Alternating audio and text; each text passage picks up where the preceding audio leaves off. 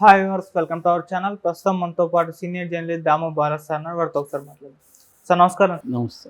Sir, ఏపీలో elections ముగిసిపోయిన తర్వాత ఇంకా ఫలితాలు రాకముందే చంద్రబాబు నాయుడు గారు తన సీఎంలా ప్రవర్తిస్తున్నారు అన్న ఒక వార్త వెలుగులోకి వచ్చింది సార్. అంటే ఈసీని గైడ్ చేస్తున్నారు, గవర్నర్ గారిని కూడా గైడ్ చేస్తున్నారు అని చెప్పేసి అని అంటున్నారు. అటేమో జగన్మోహన్ రెడ్డి గారు లండన్ వెళ్ళిపోయారు, ఈయనేమో సీఎం లాగా బిహేవ్ చేస్తున్నారు. మరి దీన్ని ఏ విధంగా అర్థం చేసుకోవాలంటారు సార్?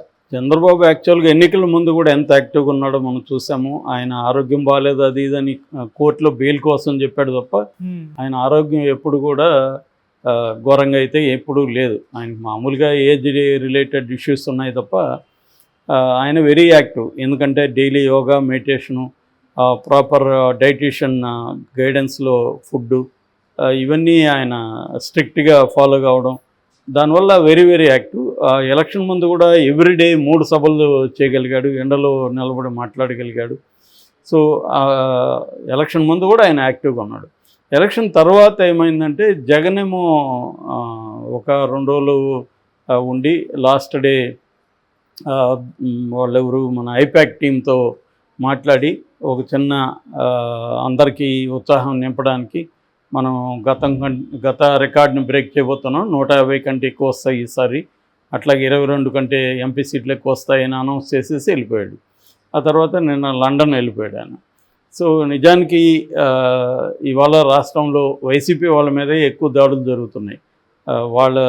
మన పెద్దారెడ్డి కిడ్నాప్ అయ్యాడని చెప్తున్నారు. పోలీసులు వాళ్ళ ఇంటి మీద దాడి కూడా విజువల్స్ వచ్చాయి. ఇటు పిన్నెల్లి వాళ్ళని అరెస్ట్ చేశారు, హౌస్ అరెస్టు. గోపిరెడ్డిని అరెస్ట్ చేశారు, హౌస్ అరెస్టు. వాళ్ళందరూ పిన్నెల్లి వీళ్ళు వెళ్ళిపోయారు బయటికి. ఒక పక్క రాంబాబు వీళ్ళందరూ కూడా మీడియా ముందుకు వచ్చి వాపోతున్నారు, మా మీద దాడులు జరుగుతున్నాయి, మా వాళ్ళని అన్యాయంగా అరెస్టులు చేసి కొడుతున్నారు. ఇవేవి పట్టించుకోకుండా జగన్ వెళ్ళిపోయాడన్న విమర్శ కూడా ఉంది. ఏదేమైనా జగన్ వెళ్ళిపోయాడు. అయితే చంద్రబాబు సీఎం లాగే బిహేవ్ చేస్తున్నాడు, సీఎం లాగే ఆయన వ్యవస్థల్ని కంట్రోల్ చేస్తున్నాడు అని ఇప్పుడు వినిపిస్తుంది. ఇదేమో తెలుగుదేశంలో చాలా పాజిటివ్గా మా నాయకుడు చూడండి బాధ్యతగా వ్యవహరిస్తున్నాడు, జగన్ లాగా ఎస్కేప్ అవ్వలేదని వీళ్ళు చెప్పుకుంటున్నారు. వైసీపీ వాళ్ళేమో అతను సీఎం అయిపోయినట్టే కళ్ళగా అంటున్నాడు, సీఎం లాగే అందరికీ ఆజ్ఞలు జారీ చేస్తున్నారు, అన్నిటినీ ఏది నడవాలి ఏది నడవకూడదని అతనే డిసైడ్ చేస్తున్నాడు, ఎలక్షన్ కమిషన్ కూడా ఇతనే గైడ్ చేస్తున్నాడు అనేది వాళ్ళు విమర్శిస్తున్నారు. నిజానికి వైసీపీ వాళ్ళ విమర్శలు కొంత వాస్తవం ఉంది. ఎందుకంటే ఈయన ఎలక్షన్ ముందు కూడా డీబీటీ డబ్బులు వేయొద్దనేది వీళ్ళే కంప్లైంట్ ఇచ్చారు తెలుగుదేశం ఇతని ఆధ్వర్యంలోనే. సో డీబీటీ ఆపేశారు. ఎలక్షన్లో అవగానే ఆ డీబీటీ డబ్బులు కాంట్రాక్టులకి ఇచ్చేస్తున్నారు. కాంట్రాక్టులకి ఇచ్చినట్టు ఎక్కడ ఏమీ లేదు, కానీ ఇచ్చేస్తున్నారు. డీబీటీ వేయలేదని ఈయన గవర్నర్కి లెక్క రాశాడు, ఇటు ఈసీని గైడ్ చేశాడు. దాంతో ఆ డబ్బులు వెళ్ళాయి. ఈరోజు కూడా రైతులకి వెళ్తున్నాయి. అది వరుసగా ప్రాసెస్లో జరుగుతుంది. నేను అప్పుడే చెప్పిన అది ఆల్రెడీ కోర్టులో ఉంది కాబట్టి ఆ డబ్బులు తీసుకెళ్ళి వైసీపీ ప్రభుత్వం అనుకున్నా కూడా కాంట్రాక్టులకు ఇవ్వలేరు. ఆల్రెడీ కోర్టులో కాంట్రాక్టుల విషయానికి సంబంధించి కూడా కేసు ఉంది. సో ఈ కాంటెక్స్లో రెండోది గవర్నర్ కూడా దాని మీద నివేదిక అడిగాడు, ఆర్థిక నివేదిక గవర్నర్ కూడా అడిగాడు అన్నమాట. సో ఈ కాంటెక్స్లో ఇప్పుడు అది జరిగింది. రెండవది ఆయన ఈ ఫైల్స్ అంటారు, అంటే ఈ ఆఫీస్ అని. ఈ ఆఫీస్ అంటే ఎలక్ట్రానిక్ ఆఫీస్, అంటే మొత్తం ఫిజికల్ ఫైల్స్తో పాటు ఎలక్ట్రానిక్గా కూడా ఆఫీస్ ఉంటుంది. సో దాన్ని వాళ్ళు అప్పుడప్పుడు అప్డేట్ చేస్తున్నారు. మనకు తెలుసు సాఫ్ట్వేర్లు అంతా అప్డేట్ అవుతుంటాయి. అలాగే దాన్ని అప్డేషన్ కోసం వాళ్ళు ఏదో 3 రోజులు 4 రోజులు ఆఫీస్కి పనులన్నీ ఆపేసి దాని అప్డేషన్ కార్యక్రమంలో ఉంటే దానిని కూడా చంద్రబాబు ఆపేశాడు. ఇది వీళ్ళు ఫైల్స్ బాగా చేయబోతున్నారు, అందుకని దీన్ని ఆపండి కొత్త ప్రభుత్వం వచ్చే వరకు అని ఈసీకి గైడ్ చేశాడు. ఈసీ ఆపేసింది. సో అట్లాగే పోలీస్ ఆఫీసర్ని ఎవరెవరిని మార్చాలి, ఎవరెవరి మీద కేసులు పెట్టాలి, ఇవన్నీ కూడా రోజు ఈసీకి గైడ్ చేయడం, ఇటు గవర్నర్కి లేఖలు రాయడం, ఇవన్నీ చేస్తున్నాడు. సో అంటే ఆయన చెప్పినవన్నీ కూడా అయిపోతున్నాయి. ప్లస్ ఆయనకి భద్రత కూడా పెంచారు. ఆల్రెడీ సీఎం అయిపోయినట్టే కేంద్ర నిఘా వర్గాలు కావచ్చు, లేకపోతే సెక్యూరిటీ వచ్చి వాళ్ళ ఇంటి దగ్గర అంతా పరిశీలించుకోవడం, అంటే ఒక వాతావరణం ఎలా క్రియేట్ అయిందంటే ఆల్రెడీ చంద్రబాబు సీఎం అయిపోయాడు, సీఎం లాగా బిహేవ్ చేస్తున్నాడు అన్న వాతావరణం అయితే క్రియేట్ అయిపోయింది ఆ గ్రౌండ్లో. ఎందుకంటే జగన్ లేడు, అటుపక్క నిజానికి జగన్ ప్రభుత్వం ఉంది కానీ టెక్నికల్గా చూసినప్పుడు పేరుకి జగన్ ప్రభుత్వం ఉంది కానీ మొత్తం నడిపేదంతా ఈసీ నడుపుతుంది. ఈసీనేమో చంద్రబాబు నడుపుతున్నాడు, గవర్నర్ కూడా చంద్రబాబు గైడ్ చేస్తున్నాడు. ఇది ఇవాళ పిక్చర్ మనకు కనబడేది.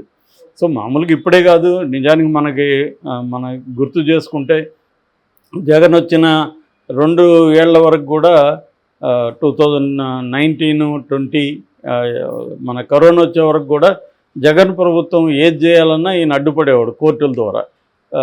ఏది చేయాలి ఏది చేయకూడదు అనేది ఒక రకంగా చంద్రబాబు డిసైడ్ చేశాడు. అప్పుడు అనేవాళ్ళు జగన్ ఊరికే సీఎంఏ కానీ అతను ఏమీ నిర్ణయాలు తీసుకోలేకపోతున్నాడు, ఏ నిర్ణయం తీసుకున్నా కోర్టుల ద్వారా అడ్డుపడుతున్నారు. దాదాపు 300 పైన పిల్స్ వేశారంటే అర్థం చేసుకో. నాకు తెలిసి ఈ దేశంలో ఏ రాష్ట్రంలో కూడా అన్ని పిల్స్ ఒక ప్రభుత్వ విధాన నిర్ణయాలకు సంబంధించి వేయలేదు. డే టు డే ఏ నిర్ణయం తీసుకోవాలన్నా ఇంగ్లీష్ మీడియం కావచ్చు, లేకపోతే విశాఖపట్నంలో ఒక ఆఫీసు ఏదైనా ఒక బిల్డింగ్ కట్టడం కావచ్చు, అనేక విషయాలు డైలీ రొటీన్ విషయాలు కూడా. ఒక బిల్డింగ్ కట్టే పరిస్థితి లేదు, ఒక బిల్డింగ్ ట్రాన్స్ఫర్ అయ్యే పరిస్థితి లేదు.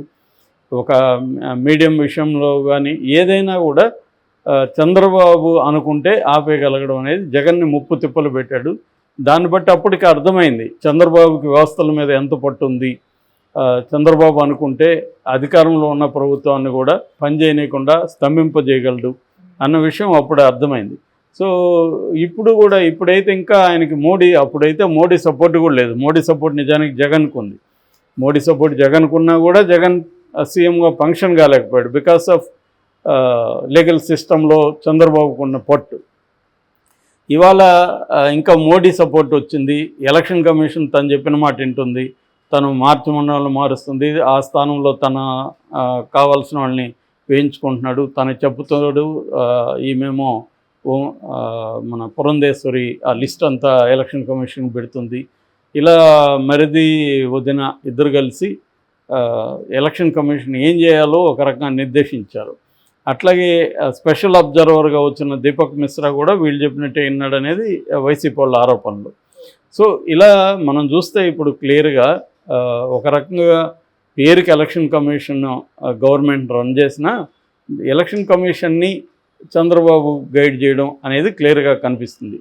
సో ఈరోజు కూడా ఆయన ప్రకటించాడు. అంటే సిట్ వచ్చిన తర్వాత సిట్ ఏమేమి చేయాలో కూడా ఆయన గైడ్ చేస్తున్నట్టుగా మనకు కనబడుతుంది.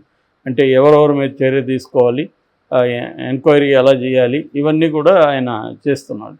ఆయన ప్రతిపక్షంలో ఉన్నప్పుడు కూడా ఏదన్నా వరదలు వచ్చినా తుఫాను వచ్చినా చంద్రబాబు గారు సమీక్ష చేశారు, వాళ్ళతో టెలికాన్ఫరెన్స్ చేశారు. ఇలాగా వచ్చే వార్తలు మనకి రోజు.